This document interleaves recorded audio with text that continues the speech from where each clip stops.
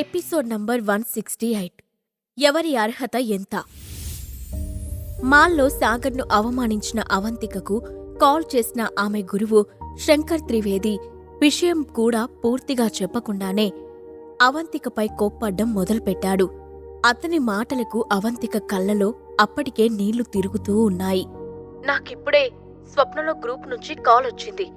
నువ్వు ఇప్పుడే ఆ కంపెనీ సీఈఓ అతని భార్యని కూడా అవమానించేలా మాట్లాడావని తెలిసింది. నీ ఈ యాటిట్యూడ్ వల్ల ఆ కంపెనీ నీపై పూర్తిగా కోపంగా ఉంది. వాళ్ళు నీతో బిజినెస్ డీలింగ్స్ అన్నీ క్యాన్సిల్ చేసుకోవాలనుకుంటున్నారు. నీ కెరియర్ను నీ చేతులారా నువ్వే నాశనం చేసుకోవాలనుకుంటున్నావా అని శంకర్ త్రివేది కోపంగా అడిగాడు. సార్, మీరేమంటున్నారు? నేను స్వప్నలో గ్రూప్ సీఈఓని ఇన్సల్ట్ చేయడమేంటి? నేను ఇప్పటివరకు అతన్ని కలవలేదు, కనీసం అతన్ని చూడలేదు కూడా అని హడావుడిగా చెప్పింది. అసలు ఏం జరుగుతుందో ఆమెకు అర్థం కాలేదు. నువ్వు కాసేపటి క్రితమే వాళ్ళ సీఈఓతో రూడ్గా బిహేవ్ చేశావని ఆ కంపెనీ వాళ్ళు చెప్తున్నారు. నీకు కొంచెం కూడా బుద్ధి లేదా? సరే, ఇంత దూరం వచ్చింది కాబట్టి నీకు నిజం చెప్తున్నాను విను. నువ్వు చేసిన మొదటి 2 సినిమాలతో పాటు రాబోయే సినిమాలు, నెక్స్ట్ 3 ఏళ్లలో నువ్వు చేయాల్సిన బిజినెస్ యాక్టివిటీస్ అన్నీ కూడా ప్లాన్ చేసింది ఎవరో కాదు, స్వప్నలో గ్రూప్. ఇప్పుడు ఆ కంపెనీ సీఈఓ నీపై కోపంగా ఉంటే నీకు ఎంటర్టైన్మెంట్ ఇండస్ట్రీలో ఎలాంటి ఫ్యూచర్ ఉండదు. ఇక నీకు ఇండస్ట్రీలో అన్ని దారులు మూసుకుపోయినట్లే అని హెచ్చరించాడు శంకర్ త్రివేది. సార్, మీరేం చెప్తున్నారో నాకు అర్థం కావడం లేదు. నేను స్వప్నలో కంపెనీ స్టాఫ్ని తప్ప ఇంతవరకు సీఈఓని చూడలేదు. నేనతనితో ఎలాంటి గొడవ పడలేదు. కాసేపటి క్రితం మాల్లో గొడవ అయిన మాట నిజం. ఆ సమయంలో ఒక వేస్ట్ ఫెలో నాతో అమర్యాదగా ప్రవర్తించాడు. నేనతన్ని మాత్రమే తిట్టాను అంటూ అతనికి వివరించడానికి ప్రయత్నిస్తూ ఉంది అవంతిక. అప్పటికే దుఃఖంతో ఆమె గొంతులో ఏడుపు వినిపిస్తూ ఉంది. ఆమె ఫ్యూచర్ గురించి ఆమెకు కంగారు మొదలైంది. అవంతిక, నువ్వు నిజంగా ఈడియట్వా లేక ఈడియట్గా నటిస్తున్నావా? నీకెదురుగా నిల్చున్న వ్యక్తి వేస్ట్ ఫెలో కాదు, అతనే స్వప్నలో గ్రూప్ సీఈఓ. అతను నీకు పనికి మాలిన వాడని నువ్వనుకుంటే నీకన్నా పనికి మాలిన వాళ్ళు ఇంకెవరూ లేరు అని ఆవేశంగా చెప్పిన త్రివేది ఒక క్షణం ఆగి గట్టిగా ఊపిరి పీల్చుకొని, నేను చెప్పేది జాగ్రత్తగా విను అవంతిక. నువ్వు వెంటనే ఆ సీఈఓకు క్షమాపణలు చెప్పు. అతను నిన్ను క్షమించకపోతే నువ్వు మళ్ళీ నా దగ్గరకు రావాల్సిన అవసరం లేదు అని చెప్పి ఫోన్ డిస్కనెక్ట్ చేశాడు. అవంతిక కట్టైన ఫోన్ వంక అయోమయంగా చూసింది. అప్పటికే టెన్షన్తో ఆమె చేతులు కాళ్ళు చల్లబడిపోయాయి. ఆమెకు మెల్లగా ఏదో అర్థమవుతున్నట్లు అనిపించడంతో చిన్నగా తల తిప్పి సాగర్ వైపు చూసింది. అప్పటికే సాగర్ చిరునవ్వుతో ఆమె వైపే చూస్తూ ఉన్నాడు. అతని ముఖంలో కనిపించిన ఆ నవ్వు చూడగానే అవంతికకు విషయం పూర్తిగా అర్థమైంది. ఒక క్షణం పాటు ఆమె శరీరం వణికిపోయింది. వెంటనే మనసులో ఆలోచన మొదలైంది. నిజమే, ఒక కంపెనీకి సీఈఓ అయితే ఒక ఫ్యామిలీకి అల్లుడు కాకూడదని లేదు కదా. ఈ ఆలోచన నాకెందుకు రాలేదు?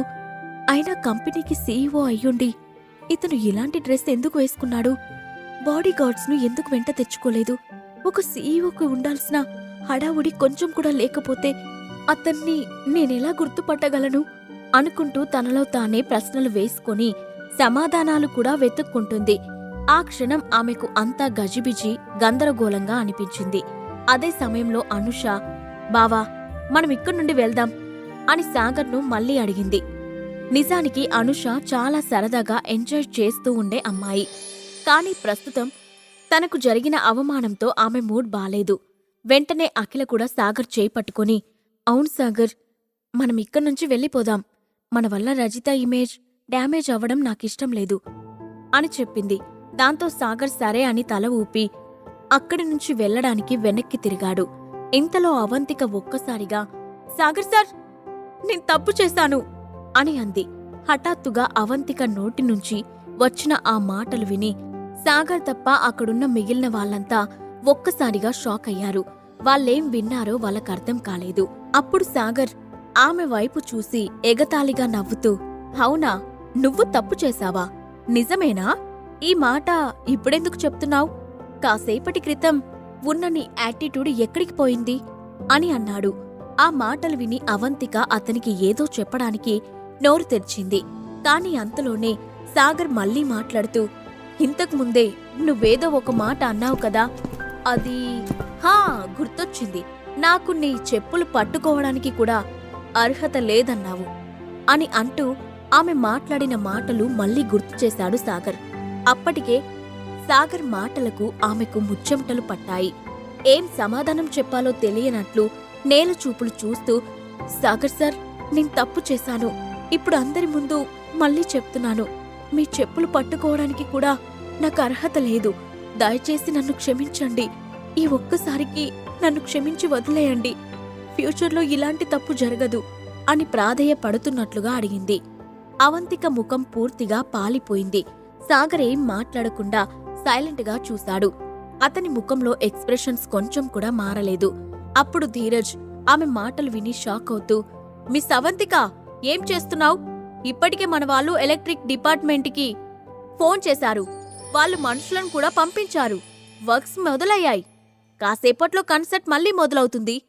ఈ టైంలో మీరెందుకిలా మాట్లాడుతున్నారు అని అడిగాడు.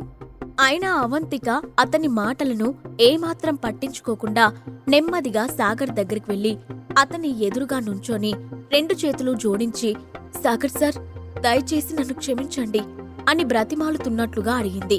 వెంటనే ఆమె వెనకే వచ్చిన ధీరజ్, అసలేం చేస్తున్నారు అవంతిక?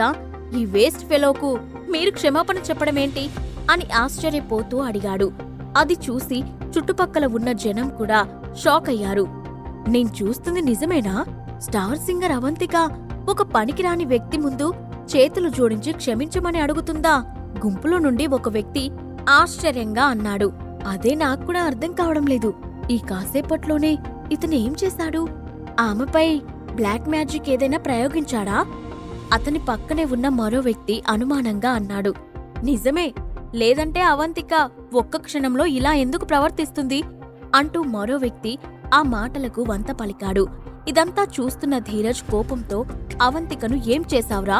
ఆమె ఎందుకిలా బిహేవ్ చేస్తుంది అంటూ సాగర్ పైకి దూసుకు వెళ్లాడు. కాని అంతలో హఠాత్తుగా ధీరజ్ చేతిలో ఉన్న ఫోన్ రింగ్ అవడంతో అంత కోపంలో కూడా అతను స్క్రీన్ వైపు చూశాడు.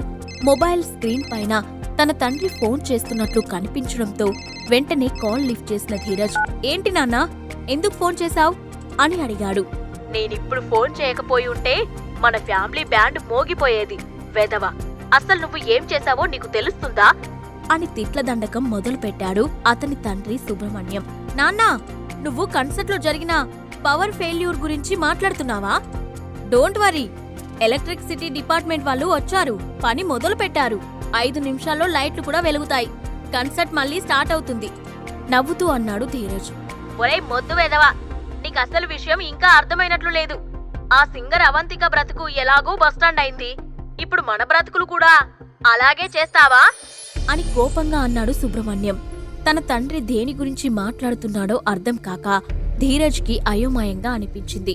దాంతో అతను, నాన్నా, అసలు నువ్వు దేని గురించి మాట్లాడుతున్నావు అని అడిగాడు. నువ్వు చేసిన వెధవ పని గురించి మాట్లాడుతున్నాను. అసలు నీకు స్వప్నలో గ్రూప్ సీఈఓని అవమానించే ధైర్యం ఎక్కడ్నుంచి వచ్చింది అని అడిగాడు సుబ్రహ్మణ్యం. ఆ మాటకు షాక్ అయిన ధీరజ్, నేనెవర్నీ అవమానించలేదు నాన్నా అని కంగారుగా చెప్పాడు. 2 నిమిషాల క్రితమే స్వప్నలో గ్రూప్ నుంచి ఫోన్ వచ్చింది. వాళ్ళు నువ్వు చేసిన ఘనకార్యం మొత్తం చెప్పారు. ఇప్పుడు నీకో విషయం క్లియర్గా చెప్తున్నా విను. ఈ రోజు ఆ సీఈఓ నిన్ను క్షమించకపోతే నువ్విక ఇంటికి తిరిగి రాకు, అక్కడే పడి చావు. మన ఫ్యామిలీ బిజినెస్ లో 60% ఫండ్స్ స్వప్నలో గ్రూప్ నుండి వస్తున్నాయని నీకు తెలీదా? ఇప్పుడు నీ వల్ల వాళ్ళ ముందు నేను తలదించుకోవాల్సిన పరిస్థితి వచ్చింది. నీలాంటి బుద్ధిలేని అడ్డగాడిదను కన్నందుకు నేను సిగ్గుపడుతున్నాను అని కొడుకును చెడామడా తిట్టి కాల్ డిస్కనెక్ట్ చేశాడు సుబ్రహ్మణ్యం.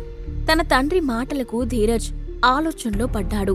స్వప్నలో గ్రూప్ సీఈఓను అవమానించానని నాన్న ఎందుకంటున్నారు? అంటే నేను తెలియకుండానే ఏదైనా తప్పు చేశానా? కానీ అలా ఎలా జరుగుతుంది? నేను ఈరోజు కేవలం ఈ వేస్ట్ ఫెలోతో మాత్రమే గొడవ పడ్డాను అని అనుకుంటూ ఉండగానే అతనికి ఏదో అర్థమైనట్లు అనిపించింది. దాంతో అతను తన ఎదురుగా ఉన్న సాగర్ వైపు ఆశ్చర్యంతో కళ్ళు పెద్దవి చేసి చూస్తూ, అంటే ఇతనే స్వప్నలో గ్రూప్ సీఈఓనా అనుకుంటూ ఒక క్షణం పాటు స్తంభించిపోయాడు. అలాగే కాసేపటి క్రితం నుండి అక్కడ జరుగుతున్న సంఘటనల్ని గుర్తు చేసుకున్నాడు. దాంతో అవంతిక బిహేవియర్లో హఠాత్తుగా మార్పు రావడానికి కారణం కూడా అతనికి అర్థమైంది. అతను స్వప్నలోక్ సీఈఓ అని తెలిసిన తర్వాతే అవంతిక అతన్ని బ్రతిమాలుతుందని అర్థం చేసుకున్న ధీరజ్కి కూడా తన తక్షణ కర్తవ్యం బోధపడింది. దాంతో వెంటనే అతను కూడా సాగర్ ముందు చేతులు జోడించి, సాగర్ సార్, నన్ను క్షమించండి. నేను మిమ్మల్ని అవమానించాను. భవిష్యత్తులో ఇలాంటి తప్పు జరగదు. దయచేసి నన్ను క్షమించండి అని వేడుకోవడం మొదలుపెట్టాడు. దాంతో అక్కడి వాతావరణం మొత్తం ఒక్కసారిగా సైలెంట్గా మారిపోయింది. అక్కడున్న అందరి కళ్లల్లోనూ ఆశ్చర్యం, ఆందోళన కనిపించాయి. ఒకరి తర్వాత ఒకరు సాగర్కు సలాం చేయడం చూస్తుంటే అతను కేవలం పనికి మాలిన ఇల్లరికపు అల్లుడు కాదని, అతని ఐడెంటిటీ ప్రమాదకరమైనదని అందరికీ అర్థమవసాగింది. ధీరజ్ మాటలు విన్న సాగర్ ఒక్కసారిగా పెద్దగా నవ్వుతూ, వాట్ మిస్టర్ ధీరజ్, నీ బిహేవియర్లో ఇంత హఠాత్తుగా డ్రాస్టిక్ చేంజ్ ఎందుకొచ్చింది అని ఏమీ తెలియనట్లు అడిగాడు. సార్, మీ గురించి తెలుసుకోకుండా పిచ్చివాగుడు వాగాను. నా తెలివి తక్కువతనాన్ని క్షమించండి అని దీనంగా అడిగాడు ధీరజ్. కంపెనీకి వెళ్లిన తర్వాత మీ ఫ్యామిలీ బిజినెస్ గురించి మాట్లాడతాను అని చెప్పి పక్కనే ఉన్న అవంతిక వైపు తిరిగి, చెప్పవంతిక, నీ సంగతేంటి అని అడిగాడు సాగర్. సార్, మీరు నన్ను క్షమించాలంటే నేనేం చేయాలో చెప్పండి. మీరేది చెబితే అది నేను చేయడానికి సిద్ధంగా ఉన్నాను హడావుడిగా చెప్పింది అవంతిక. ప్రస్తుతం తన గౌరవం కంటే తన ఫ్యూచర్ గురించే ఆమె ఎక్కువ ఆందోళన పడుతూ ఉంది. ఆమె సక్సెస్ఫుల్ జర్నీ అప్పుడే స్టార్ట్ అయింది. ఈ కారణం చేత దానిని నాశనం చేసుకోకూడదని అనుకుంది. నాకు క్షమాపణ చెప్పడం వల్ల యూసేముంది? నేను నీతో ఫోటో తీసుకోవాలని అడిగానా అని అన్నాడు సాగర్. అతను కేవలం అవంతికకు గుణపాఠం చెప్పాలనుకున్నాడు. ఇండియాస్ రైజింగ్ స్టార్గా అవ్వడానికి అర్హత ఉన్న ఆమె కెరీర్ను నాశనం చేయాలనే ఆలోచన అతనికి లేదు. సాగర్ మాటలను అర్థం చేసుకున్న అవంతిక వెంటనే అనుష దగ్గరకు పరిగెత్తుకుంటూ వెళ్లి ఆమె చేయి పట్టుకుని, సారీ మేం, నేను తప్పు చేశాను. నేను ఆ టైంలో కొంచెం టెన్షన్లో ఉన్నాను. అందుకే నా నుండి అలాంటి రియాక్షన్ వచ్చింది. నేను మీతో అలా ప్రవర్తించడం తప్పు. తెలిసి తెలియక అలా చేశాను. మీరు అర్థం చేసుకొని క్షమిస్తారని ఎక్స్పెక్ట్ చేస్తున్నాను అని అడుగుతూ ఆమె వైపు ఆశగా చూసింది. అవంతికను ఆ పరిస్థితిలో చూసిన అనుష ఒక్క క్షణం నమ్మలేకపోయింది. కాసేపటి క్రితం తనకన్నా యువరాణి లేరన్నట్లుగా ఫోర్స్ కొట్టిన ఆమె ఇప్పుడు దీనంగా తనను బ్రతిమాలుతూ ఉండడంతో వెంటనే ఏం సమాధానం చెప్పాలో ఆమెకు అర్థం కాక సైలెంట్గా ఉండిపోయింది. అది చూసి అనుష ఇంకా తనను క్షమించడానికి ఇష్టపడడం లేదని అనుకున్న అవంతిక మళ్లీ మాట్లాడుతూ, మ్యామ్, మనం ఫ్రెండ్స్లా ఎందుకుండకూడదు? నేను మీకు కావాలంటే నా పర్సనల్ నంబర్ కూడా ఇస్తాను. మీరు ఎప్పుడైనా నాకు కాల్ చేయొచ్చు. ఒక్క కాల్ చేస్తే చాలు. మిమ్మల్ని సంతోష పెట్టడానికి నా వంతు ప్రయత్నం చేస్తాను అని అంటూనే అవంతిక వెంటనే తన ఫోన్ తీసి అనుషతో తన నంబర్ ఎక్స్చేంజ్ చేసుకుంది. అంతేకాదు, అవంతిక స్వయంగా అనుషతో కలిసి ఫోటోలు క్లిక్ చేసింది. ఆ తర్వాత వెంటనే సాగర్ దగ్గరకు వెళ్లి, సార్, ఇప్పుడు మీకు సంతృప్తిగా ఉందా అని అడిగింది. సాగర్ వెంటనే తల అడ్డంగా ఊపుతూ, నో, నాట్ సాటిస్ఫైడ్ అని అన్నాడు. దాంతో అవంతిక అతని వైపు నిస్సహాయంగా చూస్తూ, మీరు సాటిస్ఫై అవ్వాలంటే ఏం చేయాలి సార్? మీరే చెప్పండి సార్ అని అడిగింది. సాగర్ తనను క్షమించే వరకు అక్కడి నుంచి వెళ్లకూడదని ఆమె నిర్ణయించుకుంది. అప్పుడు సాగర్